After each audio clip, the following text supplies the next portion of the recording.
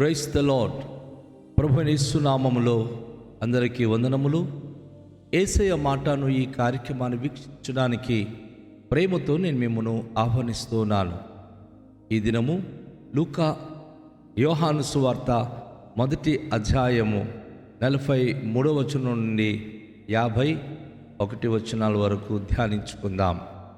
మరోనాడు ఆయన గలిలయకు వెళ్ళగోరి ఫిలిప్పును కనుగొని నన్ను వెంబడించుమని అతనితో చెప్పెను. ఫిలిప్పు బెత్సైదా వాడు, అనగా ఆంద్రేయ, పేతురు అను వారి పట్టణ కాపురస్తుడు. ఫిలిప్పు నతనేలును కనుగొని, ధర్మశాస్త్రములో మెస్సయ్య ప్రవక్తలను ఎవరిని గూర్చి వ్రాసిరో ఆయనను కనుగొంటిమి. ఆయన యోసేపు కుమారుడైన నజరీయుడగు యేసు అని అతనితో చెప్పెను. అందుకు నతనీయేలు, నజరేతులో నుండి మంచిదేదైనా రాగలదా అని అతన్ని నడుగగా, వచ్చి చూడుమని ఫిలిప్పు అతనితో అనెను. యేసు నతనీయేలు తన యొద్దకు వచ్చుట చూచి, ఇదిగో ఇతడు నిజముగా ఇశ్రాయేలీయుడు, ఇతని యందు ఏ కపటమును లేదని అతని గూర్చి చెప్పెను. నన్ను నీవు ఎలాగూ ఎరుగుదు అని నతనీయేలు ఆయనను అడుగగా, యేసు, ఫిలిప్పు నిన్ను పిలువక మునుపే నీవు ఆ అంజురపు చెట్టు క్రింద ఉన్నప్పుడే నిన్ను చూచితినని అతనితో చెప్పెను. నతనీయేలు, బోధకుడా, నీవు దేవుని కుమారుడవు, ఇశ్రాయేలు రాజు అని ఆయనకు ఉత్తరమిచ్చెను. అందుకు యేసు, ఆ అంజురపు చెట్లు కింద నేను చూచితినని నేను చెప్పినందువలన నీవు నమ్ముచున్నావా? వీటికంటే గొప్ప కార్యములు చూతువని అతనితో చెప్పెను. మరియు ఆయన, మీరు ఆకాశము తెరవబడుటయు దేవుని దూతలు మనుష్య కుమారునికి పైగా ఎక్కుటయును దిగుటయును కూతురని మీతో నిశ్చయముగా చెప్పుచున్నాను నేను. ప్రియ దేవునికి బిడ్డలారా, ఈ వచ్చిన భాగములో ఒక విశిష్టమైన మాటలు మనము గమనిస్తున్నాం.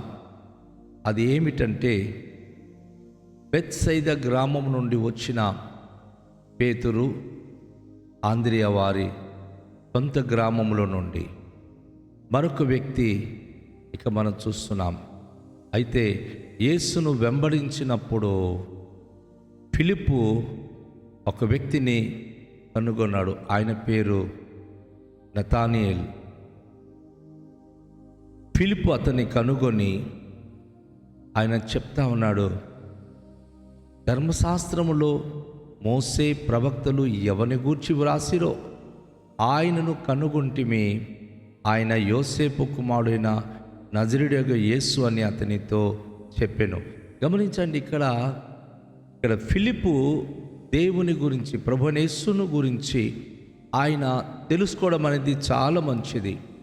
ధర్మశాస్త్రంలో ప్రవక్తలు ఎవరి గురించి వ్రాసారో ఆయన గురించి ఆయన తెలుసుకోవడం అనేది విశేషం. కానీ ఆయన ఒప్పుకొనినప్పుడు ఆయన ఒక భౌతికమైన విషయాన్ని ఆయన బయలుపరిచాడు.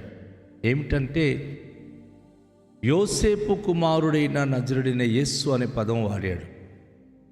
విశ్వాసములు కొన్నిసార్లు భౌతికంగా లౌకిక రీత్యాగా కనుక మనము ఒక విషయాన్ని సంబోధిస్తే అది శక్తివంతంగా ఉండదు. యేసు ప్రభువారు ఆయన ఎవరనేది మనస్ఫూర్తిగా చెప్పాలి. ఫిలిప్పు యేసును పరిచయం చేసినప్పుడు ప్రవక్తలు గ్రంథంలో వ్రాయబడినటువంటి వ్యక్తి ఆయన యోసేపు కుమారుడైన నజరేయుడైన యేసు అని చెప్పినప్పుడు నతనీయేలు ఒక అద్భుతమైన ప్రశ్న వేస్తున్నాడు. ఏంటంటే, నజరేతులో నుండి మంచిదేదైనా రాగలదా? ఎందుకంటే నజరేతు అనేటటువంటిది అది గలిలయ ప్రాంతానికి సంబంధించిన గ్రామం. ఒకవేళ గనుక ఏదైనా రాగలిగితే అది యెరూషలేము, మహారాజు గారి యొక్క పట్టణము. ఇశ్రాయేలీయులకు చక్రవర్తులు పరిపాలించిన రాజధాని యెరూషలేము నుండి ఏదైనా రావాలి. కానీ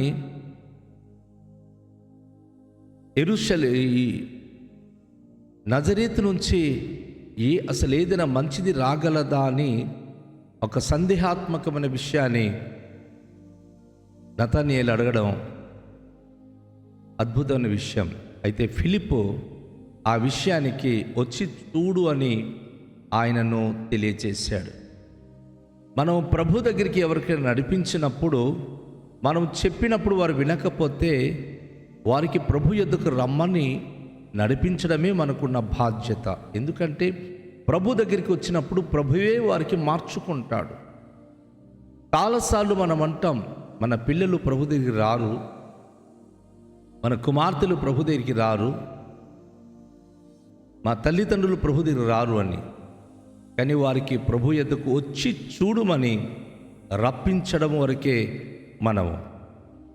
వారు చూసిన తర్వాత ఏ రీతిగా అక్కడ స్పందిస్తారు, ఏ రీతిగా ప్రభు వారితో మాట్లాడతాడనేది ఒక అద్భుతమైన సంఘటన. ఇక్కడ నతనయేలు కేవలం యేసును చూడ్డానికైనా వచ్చాడు. అంతలో యేసు ప్రభువారు నతనయేలును చూస్తూ ఒక మాట సంబోధించాడు. ఇదిగో ఇతడు నిజముగా ఇశ్రాయేలీయుడు, ఇతని యందు ఏ కపటమును లేదని అతని గురించి చెప్పాడు. యేసు ఎప్పుడైతే ఒక మాట నతనయేలు గురించి చెప్పాడో, నిజముగా ఇశ్రాయేలీయుడు, ఇతను కపటము లేనివాడని, నతనయేలు హృదయము ఎంతగానో సంతోషంతో నిండిపోయింది. నతనయేలు యొక్క మనస్సు మారిపోయింది. ఆయన అంటున్నాడు, నన్ను నువ్వు ఎలాగెరుగుదువో? నతనయేలు యేసుకి ప్రశ్నిస్తున్నాడు. అయితే యేసు ప్రభువారు అంటున్నారు, ఫిలిప్పు నిన్ను పిలువకు మునుపే నువ్వు అంజురపు చెట్టు క్రింద ఉన్నప్పుడే నిన్ను చూచి తినని అతనితో చెప్పాడు. అద్భుతమైన విషయం ఏంటంటే, నిన్ను ఒకవేళ నీ తల్లి లేక నీ తండ్రి లేక అన్నదమ్ములు అక్క చెల్లెలు యేసే దగ్గరికి రమ్మని పిలిచినప్పుడు యేసే ఆల్రెడీ మనకు చూస్తున్నాడు. మన స్థితిగతులు ఆయన చూస్తున్నాడు, మన పరిస్థితులు ఆయన చూస్తున్నాడు. వచ్చినప్పుడు మనతో ఆయన మాట్లాడతాడు.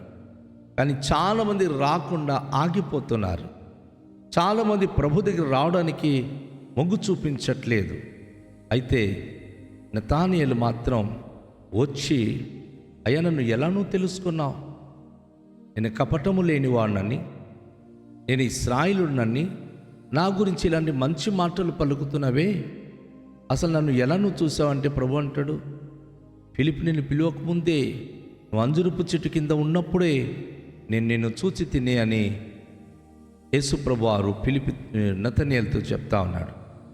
అప్పుడు నతనయేలు అంటున్నాడు, బోధకుడా, నీవు దేవుని కుమారుడవు, ఇశ్రాయేలు రాజు అని ఆయనకు ఉత్తరమిచ్చెను. ఇక్కడ మనం గమనిస్తున్నాం, యోహాను సువార్తలో మొట్టమొదటిసారిగా యేసు ప్రభు దేవుని కుమారుడని బాప్తిస్మమిచ్చు యోహాను యేసు ప్రభును గురించి సాక్ష్యం ఇచ్చాడు. రెండో మారు ఇప్పుడు ఒక భక్తిగల వ్యక్తి, బెత్సైదాకి గలిలయ ప్రాంతానికి సంబంధించిన నతనయేలు, బోధకుడా నువ్వు దేవుని కుమారుడవు, ఇశ్రాయేలు రాజు అని ఆయనకు స్పష్టంగా ఆయన ఉత్తరమిస్తూ ఉన్నాడు. యేసు ప్రభు ఎవరనేది ఆయన గ్రహించాడు. ఆయన దేవుని కుమారుడు. గమనించండి, ఎప్పుడైనా యేసు ప్రభును మనస్ఫూర్తిగా మనం ఎప్పుడైతే గ్రహిస్తామో, ఎప్పుడైతే మనస్ఫూర్తిగా యేసు ప్రభు అని ఒప్పుకుంటామో, ఆయన దేవుని అద్భుత కుమారుడని మనం తెలుసుకుంటామో, అద్భుతమైనటువంటి ఆశీర్వాదం అనేది మనకు లభిస్తుంది. అందుకు యేసు ప్రభు ఆ అంజురపు చెట్టు కింద నిన్ను చూచి తినని నేను చెప్పినందుకు నువ్వు నమ్ముతున్నావా? వీటికంటే గొప్ప కార్యములు చూతు అని అతనితో చెప్పాను. ఎంత అద్భుతమైన ఆశీర్వాదాలు అంటే, నతనయేలు కేవలము నేను నిన్ను చూసినందుకు నువ్వు నమ్ముతున్నావు, కానీ వీటికంటే ఇంక గొప్ప కార్యములు నువ్వు చూడబోతున్నావు అని చెప్పి ప్రభువారు ఆయనకి తెలియజేశారు. అయితే అద్భుతమైన మాట ప్రభువారు ఆయన గురించి సెలవిచ్చినట్టుగా మనం చూస్తాం. ఆ అద్భుతమైన మాట ఏంటంటే, మరియు ఆయన మీరు ఆకాశము తెరువబడుటయు దేవుని దూతలు మనుష్య కుమారుని పైగా ఎక్కుటయును దిగుటయును చూతురని మీతో నిశ్చయముగా చెప్పుచున్నాను. నేను మహిమగల ప్రత్యక్షత గురించి, ప్రభు రెండో ద్వితీయాగమానం గురించి ఇక్కడ నతానియేలుకి ప్రభు తెలియచేస్తున్నాడు. ఎందుకంటే ఎవరైనా సరే యేసు ప్రభు దేవుని కుమారుడని, యేసు ప్రభు వారు అద్వితీయ దేవుడని ఎప్పుడైతే నమ్ముతారో వారి మనోనేత్రములు తెరవబడుతుంది. కనుక దేవుని అద్భుతమైన కార్యములు వారు చూడగలరు, అద్భుత ఆశీర్వాదములు వారు పొందగలరు. ఇక్కడ యేసు ప్రభు వారు అంటున్నారు, నిశ్చయంగా ఒకరోజు ఆకాశం తెరవబడినప్పుడు దేవుని దూతలు మనుష్య కుమారుని పైగా ఎక్కుటయు దిగుటయును కూతురు దేవునితో, మరి ప్రభు యేసుక్రీస్తుతో దేవదూతల యొక్క అద్భుతమైనటువంటి అనుసరించే విధానము, యేసు ప్రభుతో దేవదూతలు ఏ రీతిగా ప్రయాణం చేస్తారో అది మీరు చూడబోతున్నారు అని చెప్పి యేసు ప్రభు వారు మరి అద్భుతమైన మాటను తెలియచేశారు. నా ప్రియ సహోదరి, ప్రియ సహోదరుడా, నువ్వు యేసు ప్రభు దేవుని అద్భుతమైన అద్వితీయ దేవుని అద్వితీయ కుమారుడుగా నమ్మితే, యేసు ప్రభు వారు నిజమైన రక్షకుడని, రబ్బీ అని నువ్వు నమ్మగలిగితే అద్భుతమైనటువంటి దైవ దర్శనాన్ని నువ్వు చూడగలవు. చాలామంది యేసయ్య దర్శనం నాకు ఎందుకు రావట్లేదు అనుకుంటుంటారు. కానీ మన హృదయాంతరంగంలో నుండి యేసు ప్రభువారు దేవుడు అని ఎప్పుడైతే సంబోధిస్తామో, ఆయన పరిశుద్ధుడు అని ఎప్పుడైతే విశ్వసిస్తామో, హృదయాంతరంగములో యేసు ప్రభు పట్ల మనకు వచ్చిన విశ్వాసమే మనకు దివ్య దర్శనానికి, దైవ దర్శనానికి సిద్ధపరుస్తుంది. కనుక యేసు ప్రభువారు నతానియేలుతో అంటున్నాడు, ఒకరోజు మీరు దేవదూతలతో యేసు ప్రభు దిగి వచ్చినప్పుడు ఆయనకి పైగా కిందకి, పైకి దేవదూతలు ఆయనను వెంబడించడం, ఆయనతో రావడం మీరు చూస్తారు అని చెప్పి ఒక అద్భుతమైనటువంటి యేసయ్య రాకడ గురించిన దర్శనాన్ని వారికి వివరిస్తున్నాడు. నా ప్రియ సోదరి, నా ప్రియ సహోదరుడా, ఈ ఉదయకాలములో దైవ దర్శనము మనం పొందాలంటే యేసును మనం పరిపూర్ణమైన హృదయంతో విశ్వసించగలిగితే దైవిక దర్శనాన్ని మనం పొందగలం. ప్రార్థన చేద్దాం. దయగల తండ్రి, మీకు వందనాలు. ఈ ఉదయకాలములో మీరు మాతో మాట్లాడిన మాటల కొరకు కృతజ్ఞతలు చెల్లిస్తున్నాం. మీరు మహిమ స్వరూపుడైన దేవుడవు, జీవము కలిగిన దేవుడవు, కృపా సమృద్ధి కలిగిన దేవుడవు. నానా, మీరు రండి, మీ దీవెన అనుగ్రహించండి. మీ యొక్క కృప కరుణ కటాక్షము దాయిచి మీ పట్ల విశ్వాసము కలిగి జీవిస్తున్న వారు మీ యొక్క పవిత్రమైన దర్శనమును మీకు మహిమకరంగా జీవించే భాగ్యవంతులుగా కృప చూపించు. మా దీన బ్రతుకుల్లో ప్రభువా, మీ ప్రత్యక్షత, మీ మహిమ దర్శనాన్ని పొంది మీకు మహిమకరంగా జీవించేటి భాగ్యవంతులుగా కృప చూపించుమని యేసు నామములో ప్రార్థిస్తున్నాము తండ్రి, ఆమేన్. అందరికీ షాలోం. ప్రభు మనను దీవించునుగాక.